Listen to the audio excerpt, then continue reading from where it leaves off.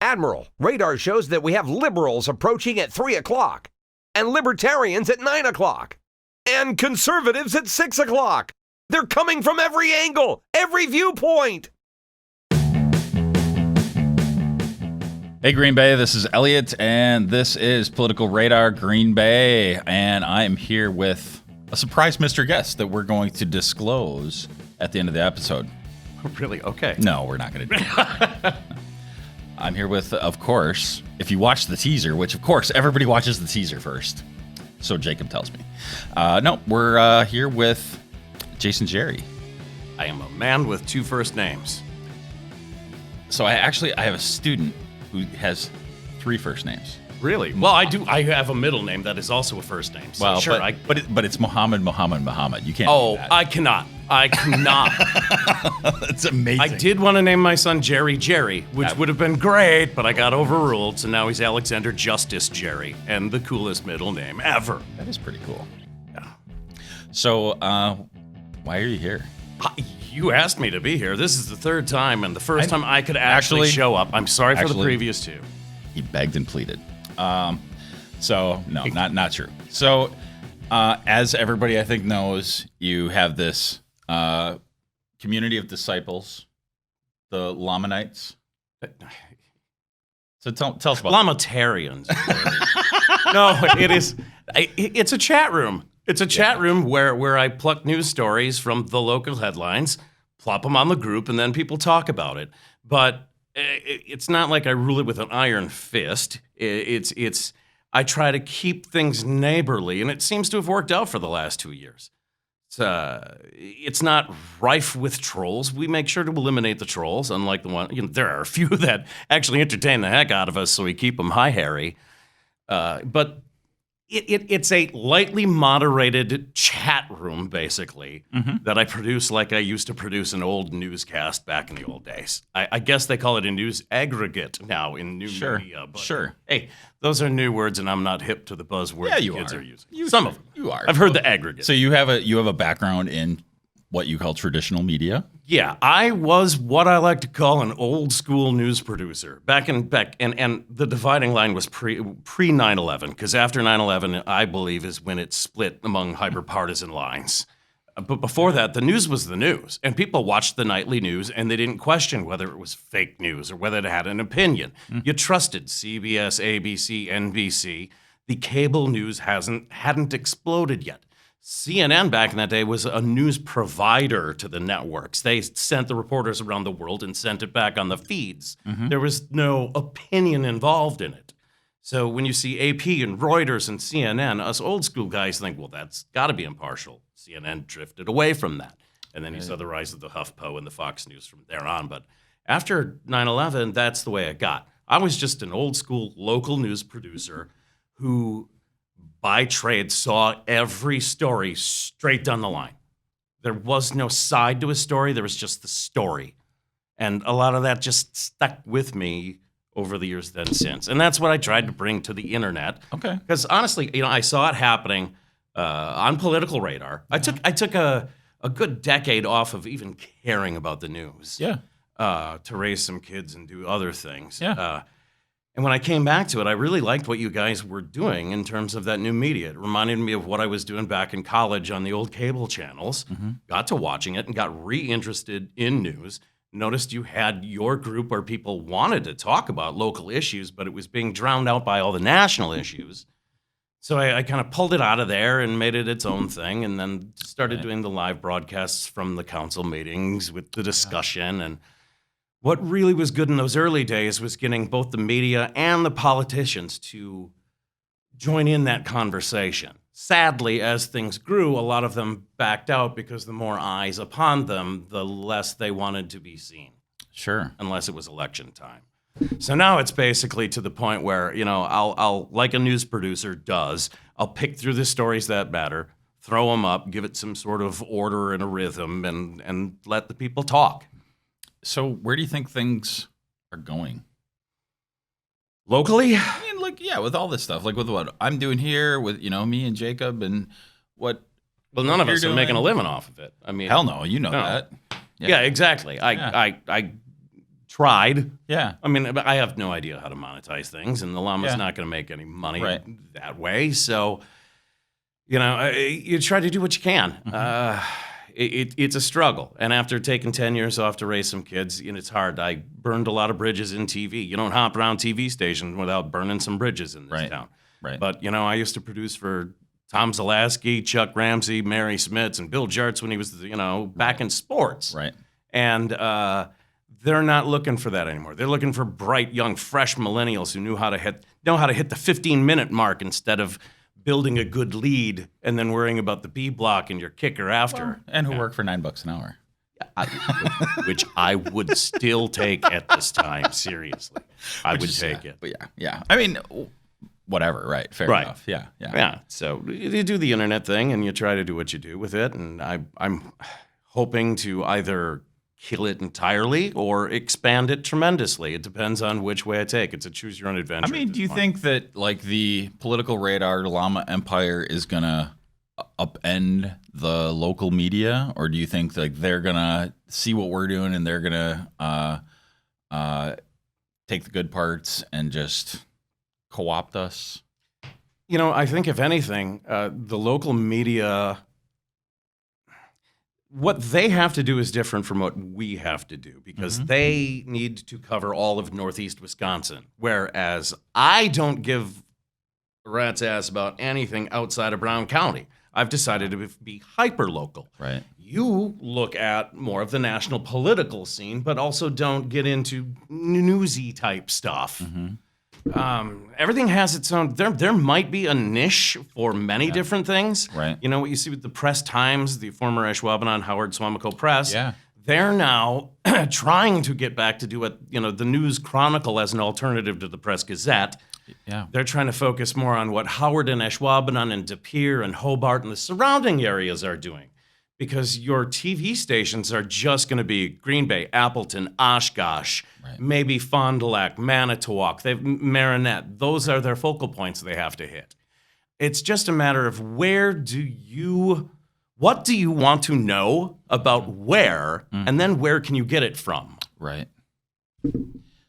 I mean, the small surrounding communities, I don't want to diminish that too much, but how much news is there? There's always some sort of content that's going to be available. But so when you Right. when you were talking about before about making things not partisan, Right. then it almost feels like it becomes like very personality driven then, right? When you get too small, Right. I almost feel that way about Green Bay, man. Like, Oh, sure. like the whole like Jim Schmidt and Guys Emma show. Like, I'm glad to put that to bed.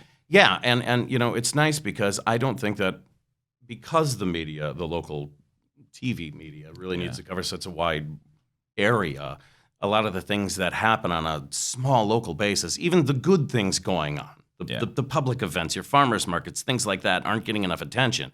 What you can do on the smaller level is give more of a that rise to news, though? those things. I treat it like it is on the llama. I anytime there's something happening on Broadway, I treat it. Why is that news? Cuttings. Why is that news though? Well, it's current events within your community, and to me, that's the definition of news. Okay, so maybe a ribbon cutting is news, but farmers market is a thing that's going on. Right. And of course, but not all news is breaking blood and guts and political. And by the way, intrigues. you got to have your community. There's a fair amount of money involved in the farmers market, and they have a marketing budget. They do indeed. Right. So So why would I even help them? Why would I give them the time of day? Well, maybe they'll pay me to do so. I'm hoping. know. Come on, You know, Brian. I mean- know you're watching. I don't know. I know too much about that. So Sure, yeah. it's a little weird, but it's so it's weird that you bring that one up, but apply that to anything, right? So what makes something newsworthy, I guess? If it's something that will bring out community interaction and engagement. It's a lot about the discussion. And sometimes you're not going to get much of discussion on those things, but it's also giving people the at least visual impression that we're caring about more than just conspiracy theories, that it's more just than government corruption, hey, there's also this nice thing happening. So you might want to, it's more like PSAs, let's be honest. Okay. If every post, you can't all be hard-hitting news. Every now and then you got to throw in a PSA for a well-rounded community water cooler. I always think of like, whatever. I'm a grammarian and I'm going to school you on the news. Not what's happening here. Okay. Yep. But like when I think of news, I think of new, right? And so, this guy with the three names, Muhammad, he got a scholarship. He went to Preble. There's a story there. It's a new story. Yes. So like that is sort of news, and I think that's worth sharing because it is a good upbeat thing, and we don't share enough of those things. Correct. I'm with you. Right? I agree with you. Yeah. Got to get that on the llama. Yeah, but the farmers market happens every year. Oh, right. Right. So Right. And I hate to harp on that, but as an example, right? So, and I feel like those sorts of things are easy news. Oh, yeah. And we're collectively, like maybe you and me included, I don't know, like none of us are finding the actual news anymore. Oh, right. Well, my focus has tried to focus on the local politics of the city council and the Brown County Board. I think that's where the bulk of my attention has gone. Yeah. The other stuff is just, the frills and the dressing, the ice on the cake, But Is there actual news there? There is. And do people care about it? Well, over the course of the last 2 years, look at the marijuana debate. That was huge, and a lot of people. See, I told you we talk about drugs.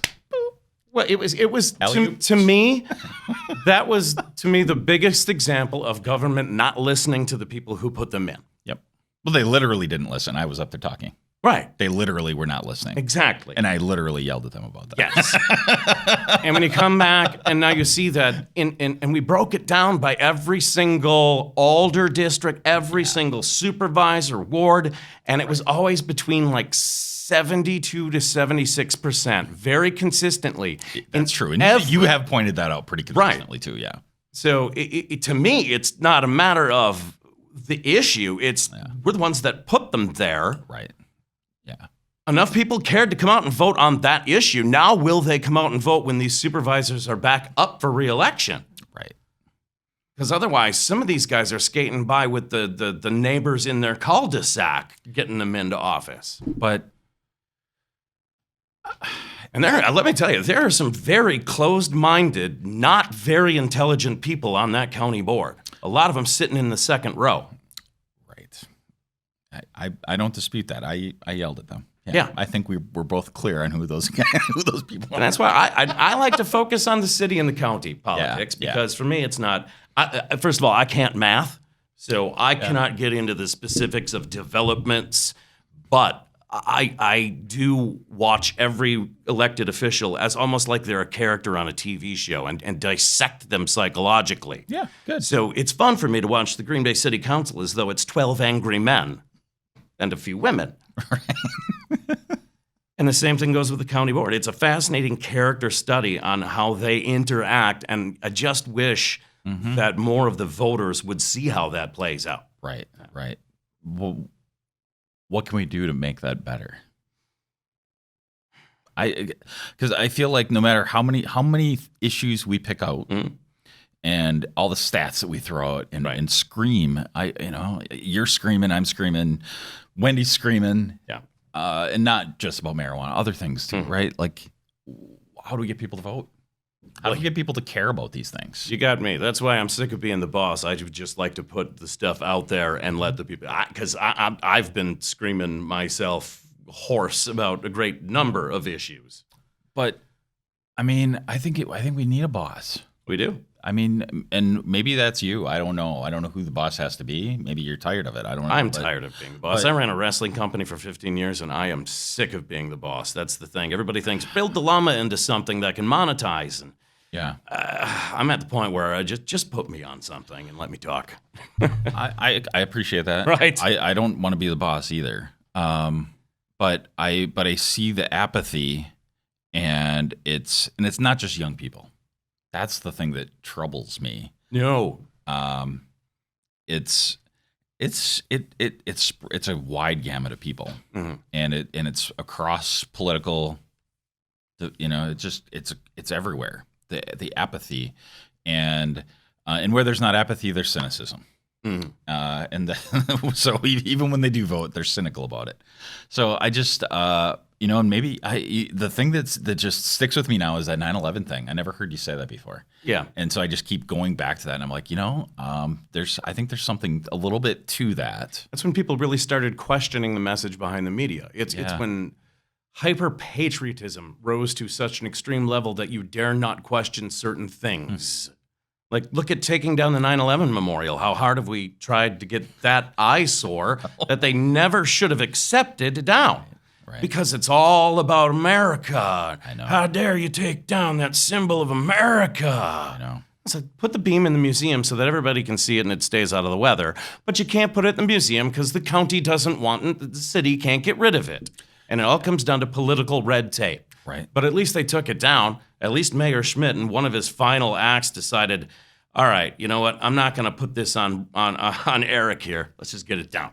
Mm-hmm. So good on him for that. So you know what? That segues into something perfect. There is, you said, you're bad at math. Maybe I'm bad at math too, but it seems like there's an awful lot of focus on let's build some cool things and not enough focus on let's take care of the things we have. Yeah. And I know the popular topic is roads, but it's not just roads. This is bigger than just Green Bay, of course. But even if we just talk about Green Bay, how do we get people to care about more than let's not just build big new shiny. Let's let's pay our taxes. Let's elect people that are going to keep the machine going. Right. And that's a good thing. That's fine. They don't need to build a new Bullfrog Stadium. They don't need to build a new Olympic-sized swimming pool that's used 2 months out of the year. No, and do they really need to build a 13-story skyscraper right in the middle of downtown? Unless it's going to work out extremely well for the city, and that's the math I can't get into. But that better work out. That's not a risk. Right. It can't be a risk. Right. I think what we're doing is looking at developing the wrong areas of downtown. The focus for the last 16 years has unabashedly and unashamedly been downtown. If you build the downtown, they'll come. People, that's not something all of Green Bay embraces. Yeah. They see Easttown Mall sitting empty. They see so many areas of Velp Avenue just looking like a garbage dump in some cases. Mm-hmm. You see wasted opportunity in what is known as the Legends District. Mm-hmm. You see, on the other side of Lambeau Field, Titletown, or what Schmidt wants to mock as Lambeau Land, has been destroying Green Bay. Green Bay can't do anything across the street because it's all residential. They're locked into that. But the Legends District should have been radiating out towards Ashland. Mm-hmm. And it's sat. And you know what? Even Jim Schmidt's, he's got a plot sitting right there that he hasn't done anything with either. Right. But they bought I believe an old factory just north of there for $1 million that Chris Weary fought against. I don't know the details there. It was one of the last controversial acts of the last regime that got glossed over. And now hopefully we are going to get into a transparent new era where no one has anything to gain by it. Eric Genrich doesn't have business partners that he has to grease the wheels of anymore. Right. So what do you think about him? I think he is an extremely nice person, and I think he will restore civility to the office. I think he'll restore honesty to the office. I have reservations about the continuation of the status quo because that's the way it's been. I think we kind of voted for another term of the same. I think some people voted for change. I think they were hoping, I'm not a resident of Green Bay, so I can't say we voted for change. Sure. I was an impartial observer of the entire thing. That's why I think your opinion is good. But, and I think he's, you don't expect him to come out of the gate and get a lot of stuff done, but so far he's just reissued an affirmation of ecological awareness and green, you would know the details about that more than I, something % by 2050. And, his first city council meeting is coming up on Tuesday. So we'll find out. We'll find out a great number of things, little things that we don't know. Will he start the meeting with a prayer? That was something Jim Schmidt always stuck to. Yeah. So it'll be interesting. My to guess find is no, but yeah. You know, we share an alma mater, actually. We both graduated from Notre Dame High School, private Catholic institution. So he is not one that throws his faith out there at all. We've shared stories about our high school experiences. Yeah. You are really good at the segues, man. Oh, sorry. No, Is that where you were going to go to religion next? No, that's Okay. perfect. That's perfect. We can do that. Yeah, go. You're well known. I mean, this is your topic. I'm well known now. Yeah, well, you're well known about that. So I mean, Okay. You've been quoted at least in the Press Gazette, Yeah. probably other places as well. So just paraphrase. Yeah. Yeah. Paraphrase. I mean, I already told Jacob he could put the explicit tag on, so Sure. Your best bet is to look me up in the archives of the Press Gazette and read. Paul Srubis wrote what I thought was an amazing article on me. Some people have said it portrayed me not in a great light, which came as a surprise to me because I thought it portrayed me exactly as I would like to be portrayed. And if that isn't a good light, then that's on you. I get the point where he says, I make a lousy victim, or I'll tell everybody my story whether they want to hear it or not. I will, and I'll bring it up. It's not like I'm shouting it from the rooftops or trying to get on every newscast I can and blare about it. I've had 2 instances where I carefully chose to make my thoughts known. Yeah. And I haven't really been running around since. To be fair, I asked you, so. No, and now we get to the point where someone sets a fire in a church and I have people messaging me going, well, you got an alibi? I'm like, come on. Right. I've never once displayed any sort of volatility. Right. It's all been cerebral from me. But the fact of the matter is, the Norbertine organization, which a lot of people, you really have to explain what they are, this subsect that isn't ruled by the Green Bay Diocese. They exist as their own personal bubble of almost non-prosecution. No one dares go after them because they wield such power and influence with the Abbey and St. Norbert College. They're ingrained into it all. I don't understand that. The Norbertines. They're actually, I believe they're ruled out of France. Instead of the Pope, they are a subsect of Catholicism. Really? Their whole gimmick, if you will, is to live together. So when they have when they put a priest in a parish, in a lot of other Green Bay Diocese parishes, they live there at the residence at the parish. The Norbertines' deal is they all have to come back to the Abbey. They all live at the Abbey. Communal living is their thing. And it is exactly as sick and wrong as it sounds, based on my experience.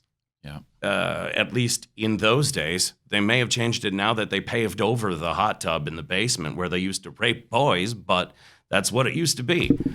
They would drive the poor kids back to the Abbey so that the priests could have their way with them, and then they would cook them dinner and clean up their sheets and then get driven back. All the while driven certifiably insane. There are damaged people out there by it. Some have yet to come to terms with it. I was lucky to escape. One of them targeted me, and I brushed it off, and I fought back. And the thing is, I have felt guilty ever since about not doing enough. And when a friend came to me a few years ago with his story, that's when I really decided to amp it up. And it was at that point that one of the priests from back then was now in a position of authority at St. Norbert College. So I mentioned that in passing that, hey, this guy was at the high school. Now he's in a real position at the college. And the college they came after me for it. After that, issuing all kinds of press releases about how false it was. And now I can't even step on campus without security trying to have me arrested. I can't even go get my transcripts. And it's a situation that I'll drop updates on my Facebook page because so many people say, well, we're following your story. We've got your back. And that's everything I can do, because in the time being, since I started doing this, the priest who assaulted me has died. The abbot, the guy in charge of everything, the guy who flat out said my allegations were proven false when they were never proven anything, they decided not to prosecute him because he was in failing health. He ran the clock out. But now they get to say I'm a liar because it was never proven anything at all. And until the DA says my allegations were credible, they're going to call me a liar. Well, the problem is the DA doesn't decide whether allegations are credible or not. That's a judge or a jury. And so I'm stuck in a real limbo in terms of these guys. And I don't know how to transition out of that one. Yeah. So, I mean, where do you leave that? I just keep following every news story that they're involved in. Yeah. I got to keep my eyes on them because I believe something's going to happen. There are women out there who were raped by St. Norbert hockey players, and the college covered it up. And the man covering it up was himself a pedophile and a rapist. And it's just layer upon layer of cover-ups and lies. They hired an independent investigator to get to the bottom of it.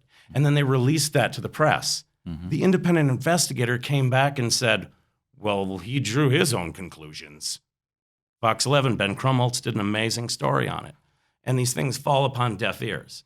And I can make comments on Facebook, and I'll get 20 to 30 likes and people saying we've got your back, but it doesn't get anywhere. Well, where would it get? Well, my hope is that David Lissay, the Brown County District Attorney, would have done something about it, but all we hear is statute of limitations. Statute of limitations have run out. So, For those of us from that time. right. And the De Pere police, from what I hear, they're actually right now actively refusing to release records. There's going to be an investigation in the Press Gazette that's going to be coming out pretty soon about all of that.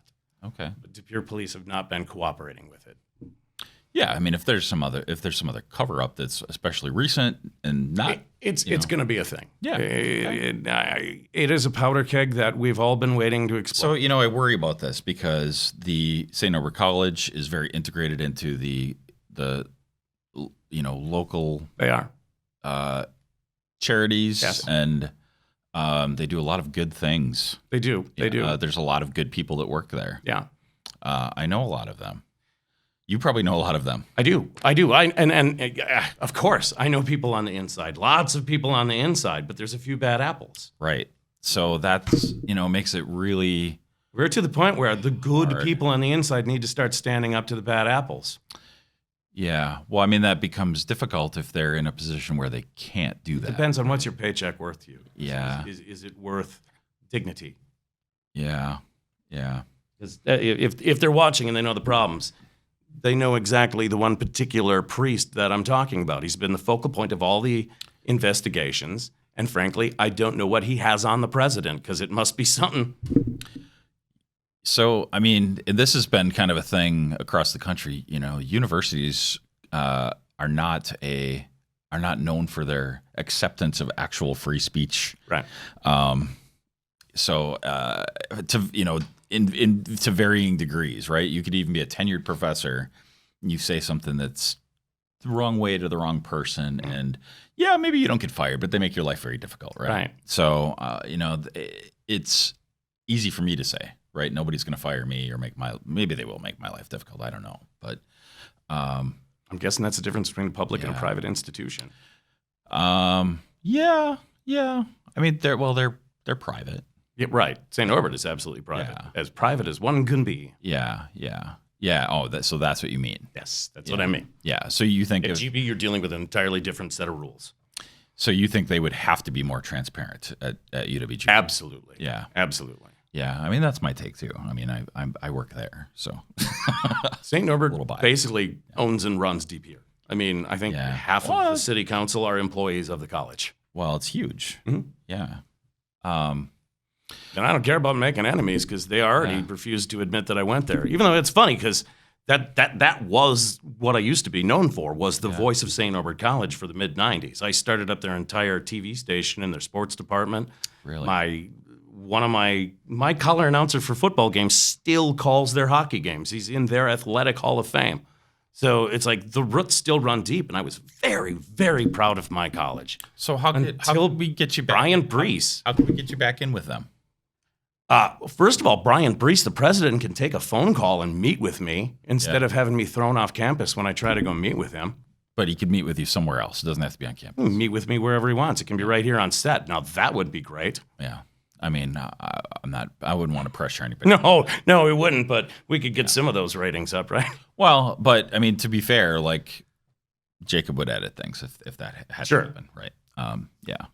So I don't know where we're at on time, but I don't know. You have anything else? I don't know. Where do we need to hit? Do we need to take it back to politics at some point in time? We can do whatever we want. Should I hit you with the new breaking news that's going to come out a little bit later now? You're in charge. Just a few days ago, the Protection and Policy Committee recommended to not renew the liquor license for El Presidente on Washington Street. Why is that? Because of problems with their nightclub operation on Friday and Saturday nights on Washington Street. It's been a bit of a problem with police. Mm-hmm. So this is going to go before the Tuesday full city council meeting, whether or not to pull the liquor license from El Presidente. Could solve some problems with the nights. A lot of other business owners up along Washington are really up in arms about the amount of trash and trouble that are left. Therefore, El Presidente could still operate as a restaurant. Probably couldn't serve margaritas anymore, but apparently the police department said they have not been working with them in an attempt to get back on track. So this is the story that you're going to start to see play out in the media over the next couple of days. Harkens back to the last time this was really a big thing was with Dick Barnett's Club 56. Mm-hmm. Yep. So that's repeating now. Wow. So is there is it like particular like young people that are going there, or what? I mean, what's the actual problem with that? I'm not super. I don't frequent Washington Street anymore. No, it is. It's hard to say this in a politically correct way, Elliot. Yeah. There's problems with the sardine can on the west side. Yeah. Because it's an old, drunk, white crowd. Right. That is not the case at El Presidente. Yeah. Well, that's what I was getting at. Yeah. It's hard to put it gently. Yeah. And it's the same situation you had at Club 56. You're right. And it's a matter of, it's gonna go. The nucleus of this, you're going to have cops sitting outside, but where can it be? And now Washington Street doesn't want it on Washington Street. So do you punish the restaurant for that? Well, if they're not working, and they didn't even send a representative to Protection and Policy, then they're just asking to have it pulled. Probably. So right. It could be a thing. I hope it doesn't explode into a racial thing, which is why we softly draw the illusion, because it's not. It's not, but it is. I tend to just stalk around the city in the summer like Batman taking pictures of things. It's just a thing I do because it's fun. And lots of arguments and fights and just public throwing up all over outside of there. That is a fact. I mean, okay, so to a point, it's interesting, the distinction, they didn't send someone to work with the city, but like how much is the city and the police trying to work with them? Apparently, the police who were representative at the committee said that they have reached out, they have tried to deal with them, and that El Presidente has not reached back, have not been cooperative. That's up for them to decide. I'm just repeating what I know. I know. I'm not. Well, you're not in charge of this. I'm just trying to hit you with the hot topic that's going to come out by the time maybe this gets cool. released. That's interesting. Yeah. So I don't have anything else. Okay, sounds good.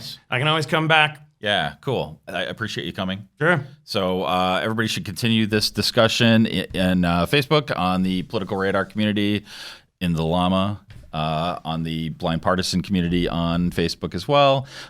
Please check out our Patreon, patreon.com/newsmakers. Did I get that right, Jacob? Thanks for being so attentive, Jacob. And he's been on the edge of his seat the entire time, I think. I can't see him out there. Of course, whatever you're watching this on or listening to this on, please hit subscribe. Then you get alerted when there's new episodes. Thanks. That's it. We're out. Thanks for listening to Political Radar. To ensure that you never miss an episode, subscribe on iTunes or your favorite podcast app. To stay up to date, visit politicalradar.com or connect with us on Facebook or Twitter.